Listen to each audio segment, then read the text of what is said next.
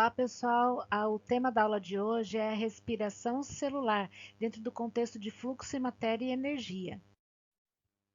Então, a nossa habilidade é comparar os processos pelos quais os animais e as plantas, né, os vegetais, utilizam a energia que vem da matéria orgânica. Nossa unidade temática, então, está relacionada ao metabolismo energético. Vou falar um pouquinho de fotossíntese e do processo de respiração. Então, olha só, a nossa energia, como que ela, de onde que ela provém, né? Então, a gente precisa ter o alimento, por isso que a gente diz que o alimento é a nossa fonte energética. O que que acontece com esse alimento? Ele vai sofrer o processo de digestão.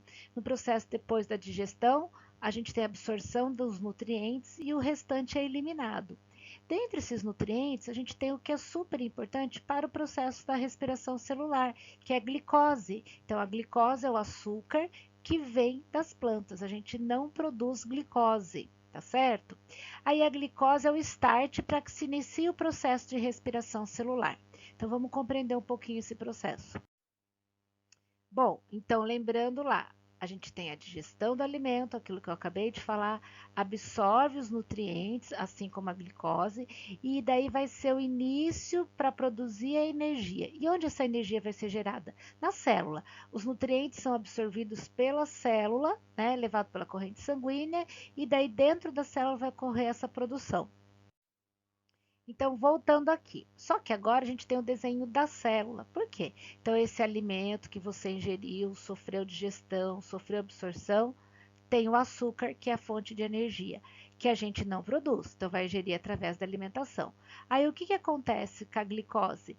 Dentro da célula, mais especificamente nessa estruturinha aqui, que é chamada de mitocôndria, a gente vai ter o processo de respiração celular. Então a gente vai ter três etapas dentro do processo de respiração celular. Uma etapa que é chamada de glicólise, então aí você já percebe que eu vou ter a quebra daquela glicose, que é o açúcar, nessa substância que é chamada de piruvato. Isso acontece no citoplasma da célula. Aí as outras duas etapas, que é o ciclo de Krebs e a fosforilação oxidativa, elas acontecem dentro da mitocôndria. Aí acontecem várias reações químicas que lá no final, é isso que interessa para você agora, vai ter a produção da energia. Energia essa que veio da matéria orgânica lá, ó, que veio do alimento. Aí a gente tem também o gás carbônico, que é produzido nesse processo, que vai ser eliminado para fora do nosso corpo, e o vapor de água. Muito bem. E será que as plantas respiram como a gente também? O que vocês acham? Respira quantas horas por dia? 24 horas, né? É um processo constante. A planta, sendo ser vivo, também vai respirar 24 horas por dia, né? Porque ela é um ser vivo, então ela vai respirar o oxigênio e liberar o gás carbônico para a atmosfera, tá certo? Só que a gente não pode esquecer que as plantas produzem a glicose, que é usada nesse processo de respiração, né? Porque a planta faz a fotossíntese. Então, fotossíntese é um processo e respiração é um outro processo. Fotossíntese ela vai fazer aí uma vez ao dia, né? E a respiração 24 horas por dia, igual a você, tá joia? Aí a gente tem sempre essa questãozinha aqui que as pessoas costumam dizer que a gente não pode, em ambiente fechado, ter muita planta no processo de respiração, porque a planta estaria, vamos dizer assim, ó, roubando o oxigênio da gente, né? Dificultando a respiração da gente. Quer dizer que se você dividir um quarto aí com o seu irmão ou com alguém, você tem que mandar ele embora porque ele está competindo com você pelo oxigênio.